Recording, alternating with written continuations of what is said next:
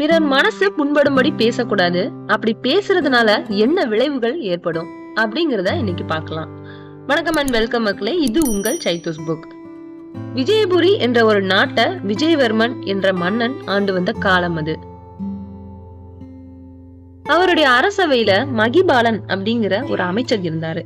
அந்த அமைச்சர் நகைச்சுவை உணர்வும் புத்தி கூர்மையும் நிறைந்தவரா இருந்தாரு. சமயத்திற்கு ஏற்றபடி பேசும் திறமை மிகுந்தவரா இருந்தாரு. ஆனா அவரு தோற்றத்தில் மிகவும் குள்ளமாக இருந்தாரு.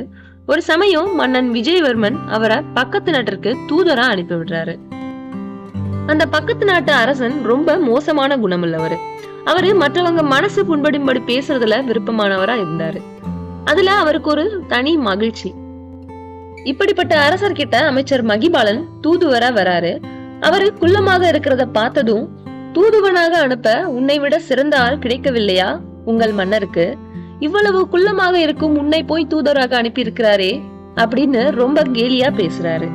இத கேட்டதும் அமைச்சர் மகிபாலனுக்கு கோபம் வந்துடுது.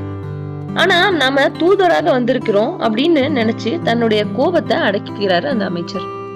உடனே அவர் அரசரை பார்த்து, அரசே, எங்கள் நாட்டில் பெருமிதமான தோற்றம் உடையவர்கள் பல பேர் இருக்கிறார்கள். அவர்கள் உருவத்தை பார்த்தால் அனைவரும் ஆச்சரியப்பட்டு போவார்கள். அவர்கள் எழுந்தால் அவர்களின் தலை சூரியனை மறைக்கும். அது மட்டுமல்லாமல் அவர்கள் ஒரு அடி வைத்தால் போதும் 1 கிலோமீட்டர் தூரம் போவார்கள் அப்படின்னு சொல்லிடுறாரு. இத கேட்ட அரசன், அப்படிப்பட்டவர்கள் உங்கள் நாட்டில் இருந்தால் உன்னை போல் குள்ளமானவரை எதற்காக தூதுவனாக அனுப்பி வைத்துள்ளார்கள் அப்படின்னு கேலியா கேக்குறாரு. அதை கேட்ட அமைச்சரும், அரசே, எங்கள் நாட்டில் ஒரு வழக்கம் உண்டு, அதன்படிதான் நான் இங்கு தூதுவனாக வந்துள்ளேன் அப்படின்னு சொல்றாரு. அதற்கு அந்த அரசனும், அப்படி என்ன உங்கள் நாட்டின் வழக்கம் அப்படின்னு குத்தலா ஒரு கேள்வி கேட்கிறாரு. உடனே அந்த அமைச்சரும், அரசே, ஒவ்வொரு நாட்டின் இயல்புகளுக்கு ஏற்றபடியே தூதர்களை அனுப்புவது எங்கள் மன்னரின் வழக்கம். அறிவு உள்ள அரசர் ஆளும் நாட்டிற்கு அறிவுள்ள தூதர்களை அனுப்புவார். முட்டாளான அரசர் ஆளும் நாட்டிற்கு முட்டாளை தூதர்களாக அனுப்புவார். எங்கள் நாட்டிலேயே வடிகட்டிய பெரிய முட்டாள் நான் தான். அதனால்தான் என்னை இந்த நாட்டுக்கு தூதுவனாக அனுப்பியுள்ளார் அப்படின்னு சொல்லிடுறாரு. இத கேட்டதும் அரசவையில உள்ள எல்லாரும் மன்னரை ஆச்சரியமா பாக்குறாங்க. ஒரு அமைச்சருக்கு எவ்வளவு தைரியம் பாருங்க, மன்னர்கிட்ட எவ்வளவு சாதுரியமா பேசுறாரு அப்படின்னு பேசிக்கிறாங்க. இத கேட்டதும் அரசர் அவமானத்துல தலை குனிஞ்சு போயிடுறாரு. மற்றவர்கள் மனசு புண்படும்படி பேசுனா நமக்கு அவமானம் தான் வரும் அப்படிங்கறத புரிஞ்சுக்கிறாரு.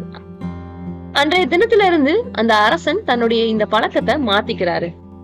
பிறர் மனசு மகிழும்படிதான் பேசணும் அப்படிங்கிற ஒரு சபதத்தையும் எடுத்துக்கிறாரு. ஆமாங்க, நம்ம யார் மனதையும் புண்படுத்தும்படியும் கஷ்டப்படுத்தும்படியும் பேசவே கூடாது.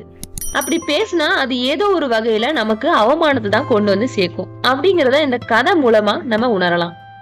மீண்டும் இன்னொரு காணொலியில உங்களை நான் சந்திக்கிறேன். Signing off by சைத்து.